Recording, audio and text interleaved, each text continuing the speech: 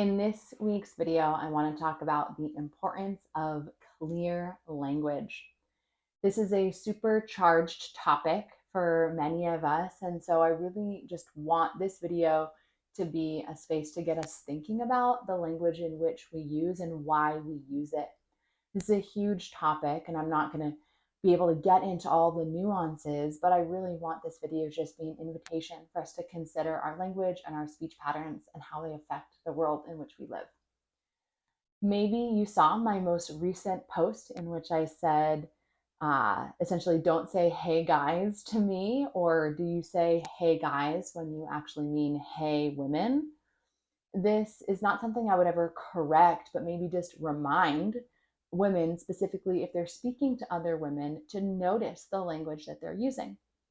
I got a lot of feedback saying that, well, guys just feels like a gender neutral term to me, right? That just encompasses both men and women. But I wonder, obviously, the history of that. We would never say, hey, women as a gender neutral term, or hey, ladies as a gender neutral term to include both men and women. Instead, we find that when women are speaking to other women, they're still using this male dominated language. And while this doesn't offend me particularly, it does interest me. And what I mean by that is not only is it grammatically inaccurate to the given situation, but it's also biologically inaccurate. And the importance of using biologically accurate language, specifically in regards to female physiology, is, I think, an essential topic to be considering. If you follow me and are familiar with my work, which obviously you are if you're watching these videos, you know that I think and teach a lot about female physiology and really teach about feminism from a physiological perspective, both contemporary and historical, in regards to women's movements. And the ability to speak clearly and use accurate language to describe our bodies is an essential aspect of women's health and our women's movement. I speak to women all the time who aren't actually incredibly clear about their female physiology and the language that's utilized, even just basic anatomical language, but even more broadly, our ability to describe what it is that we're experiencing in our bodies. And I know it might seem like a stretch to say this is related to using the term hey guys, but I want to just draw the connection that when we are actually clear about the language that we're using from a biological perspective, it really does support our overall health and well being living as biological women. I also really want to mention here the difference between language policing and biologically accurate language. So I am not into language policing at all, right? Maybe some of you have seen the most recent list that came out from Stanford University about language that both is and isn't supposed to be used. We definitely have a lot of sort of wokeism in our modern culture in regards to language that both is and isn't appropriate. Obviously, I use the word woman and girl and adult human female in my work because it's speaking biologically. My discussion around the term hey guys isn't an example of language policing, but is an example of clear speech and the power that it has. And this difference, I think, is quite essential for us to understand because language policing is largely around offense, right? Or being politically correct or not wanting to offend, right? So saying something like, what was a common one that's utilized? I mean, for example, not saying the word woman, but saying like people or folks or something like that, where you're attempting not to offend a certain ilk of society that has given ideological values. That is one way of thinking about language. However, my interest is actually not in language policing, but is in biologically accurate language. I think it's very important that we don't conflate the two. Speaking to reality clearly is different than speaking not to offend.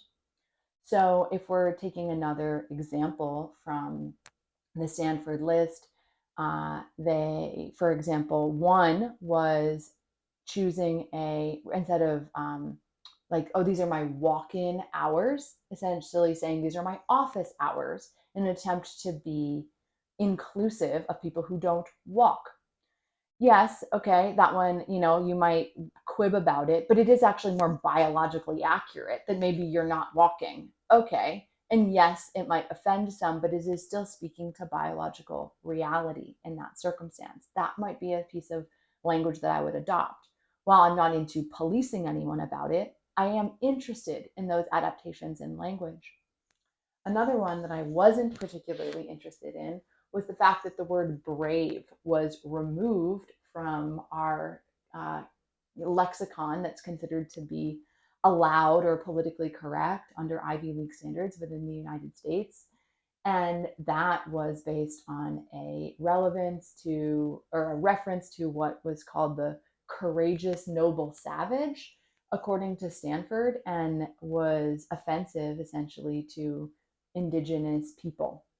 Well, I've never actually heard that from any indigenous people that I've known in my life. It is absolutely based on the concept of offending someone as opposed to speaking to biological accuracies or inaccuracies. I am not into that type of language policing that is based on offense, but that is different from changing and shifting our language to speak to biological accuracy. I think this is incredibly important because of the concept really of linguistic relativity, which is the idea that we really see the world through how we are able to communicate about it. A really simple way to say that is that people only perceive aspects of the world for which they have language to utilize. So if we have this movement where we're attempting to uplift and legitimize and make more present women's biological reality and the circumstances that we are in our bodies and our really physiological health and presence, and everything that means for our health and our well-being as women, being able to speak to that specifically is an incredibly important aspect of society and really culture and linguistic relevance in general.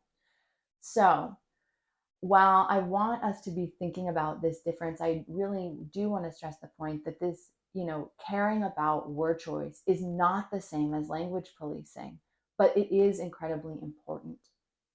Women come to me all the time and are wondering about my speech, or about really how I present myself in the world, how I talk and how I share. This is, these videos are obviously for those of you that are really just interested in hearing from me directly. These are unscripted. I don't really rehearse them. This is just me giving my thoughts. But the ability to do this, the ability to speak clearly, speak inarguably, to share what it is that you believe without either attempting to convince or prove, and also without being overly concerned about offense, but really speaking what it is that you're interested in sharing, that is a learned skill. I didn't just come out like this. I've practiced this a lot just through the incredible opportunities I've been given to teach and express myself, but also through studying the works of other women, through being someone who reads a lot, and really wanting to learn about clear communication. I think learning to communicate clearly, thinking about these different linguistic concepts, thinking about word choice, selecting what it is you want to say, I think that's an absolute superpower. And in fact, any woman that has ever changed anything about her life or about our world at large did so by being able to clearly communicate what it is that she thought in the face of adversity. So, if you're interested in learning more about clear communication and just how to actually articulate yourself, or even why it is you use the words that you use, or reading the works of other women who have dedicated their lives to this art, this is what we'll be looking into and practicing in my women's work mentorship program. We really look at not just why language is important, but then how to cultivate that skill. And for me, this always comes down to physiology first. When we know what is true in biological reality, we can speak to it. And that, I think, is really where our women's work and where our feminist movement and really where our work in the world as women needs to go, is in that direction that absolutely encompasses our physiology in every aspect of our lives, our relationship, and our work. So Definitely drop a comment below. I am really interested in this topic. And if you want to talk more about the difference between language policing and biological word choice, drop a comment below or share this video. And I can't wait to hear from you.